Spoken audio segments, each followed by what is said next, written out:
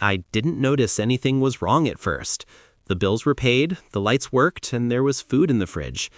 It took a sleepless night and too much anxiety for me to finally sit on the couch with our banking app open and start scrolling further back than I usually do. That's when I saw the pattern. 20 here, 40 there, 30, 50, always labeled as groceries or household. On their own, they were nothing, the price of a dinner or a tank of gas. Stacked together, they looked like a slow leak. I'm the one who does the shopping. I know what a normal month costs us. The math didn't add up. We live in a quiet cul-de-sac where nothing dramatic ever happens. Same neighbors, same barking dogs, same kids on bikes. From the outside, we look stable. On the app, our balance kept shrinking in a way I couldn't explain. The next morning, I tried to sound casual. She was in the kitchen stirring sugar into her coffee, hair tied up, wearing the old t-shirt she sleeps in. "Hey," I said, holding up my phone, "do you know what these extra charges are?" She barely looked. "Unexpected expenses, groceries, a few things we needed. I'll explain later. It's nothing big." She kissed my cheek, changed the subject, and started talking about her day. It was so smooth that if I hadn't already felt something off, I would have let it go. I tried to, for a few days. But every night after she fell asleep, I sat on the couch with the lights off, scrolling through transactions. A gas station 2 towns over, a pharmacy we've never used, an online transfer to a name I didn't recognize. Small amounts, steady rhythm. The money bothered me, but the secrecy bothered me more.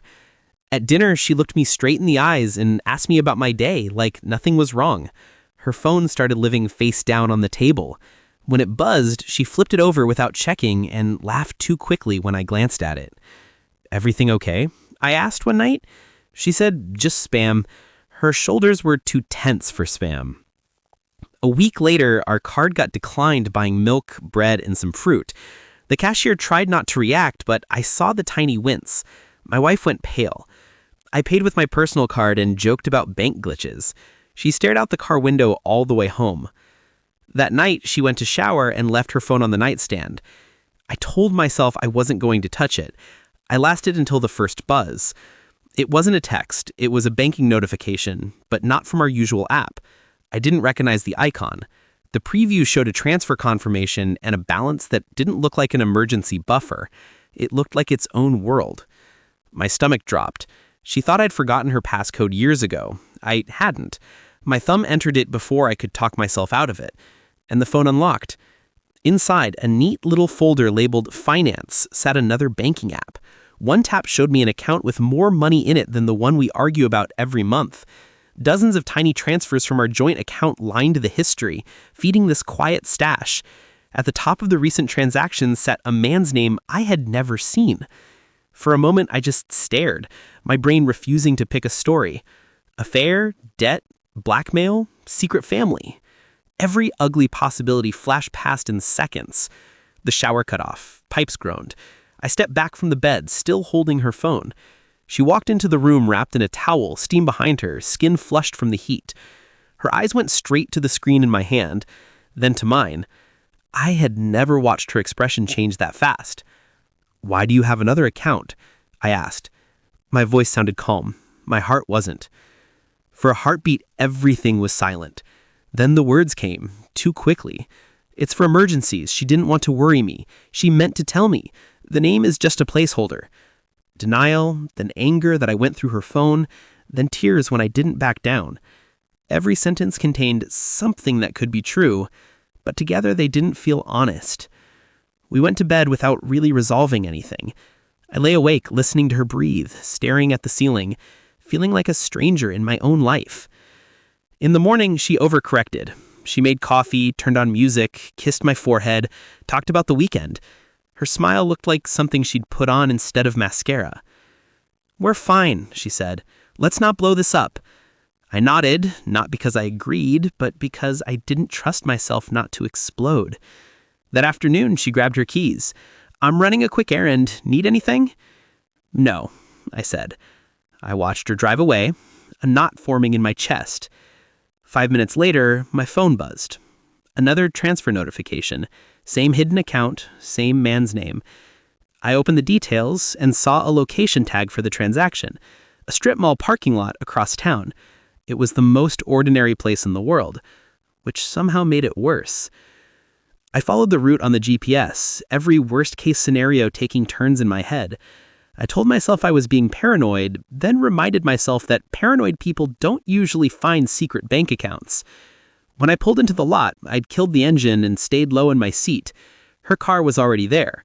She stood beside it, holding a thick envelope in both hands. A man walked toward her from the far side of the lot. He was older than me, tired around the edges, jeans frayed at the pockets, jacket too light for the weather. They spoke quietly. She glanced around like she didn't want anyone to see. I could have left then, driven home, packed a bag, decided I didn't need to hear the explanation. Instead, I opened my door. I didn't slam it, but both of them turned. My wife's eyes went wide. The man's narrowed with wary confusion. "So this is where it goes," I said. I nodded at the envelope. My wife hugged it to her chest. "You shouldn't be here," she whispered. "Clearly. Who is he?" The man lifted his hands slightly, like he thought I might hit him. "I'm Mark," he said. "Her brother." I almost laughed. She doesn't have a brother. We'd been married 6 years. I had heard plenty about her parents, her childhood, her relatives. Never him. Mark's mouth twisted into something that wasn't quite a smile. "Yeah," he said quietly. "That's kind of the issue." I looked at my wife. She was shaking now, tears building again. But this time, they didn't feel weaponized. They felt like something spilling over. "She was going to tell me," she said. "She just kept putting it off, and the longer I waited, the worse it got." She opened the envelope enough for me to see the stacks of cash inside. "It's for his rehab. The bank wouldn't help. My parents refused. I'm the only one he has left." I studied Mark more closely. Up close, he looked like someone who had lost a lot and was still trying to climb out of whatever he'd fallen into. There was a tremor in his hand he tried to hide. His eyes couldn't quite meet mine. "I lied to me for months," I said. "You took it from our account. You let our card bounce in public instead of telling me the truth." She nodded, tears finally spilling. "I know. I was afraid you'd say no, or that you'd see him the way my parents do. They pretend he doesn't exist. I didn't want you to do the same. I thought I'd fix it before you noticed. I was wrong." Mark cleared his throat. "I didn't want her to do it like this," he said. "She kept telling me you were a good guy." I believed him. I believed her too. That didn't make any of it okay. "Give him the money," I said finally. My wife's head snapped up. "But after this, there are no more surprises, no more hidden accounts, no more names I have to dig for. If you ever make me feel insane for noticing something is wrong again, we're done. I mean that." She pressed her lips together and nodded. Then she turned and handed the envelope to her brother. He thanked me without really meeting my eyes. The drive home was quiet. She kept starting sentences and abandoning them. I kept my hands at 10 and 2 on the steering wheel and watched the road.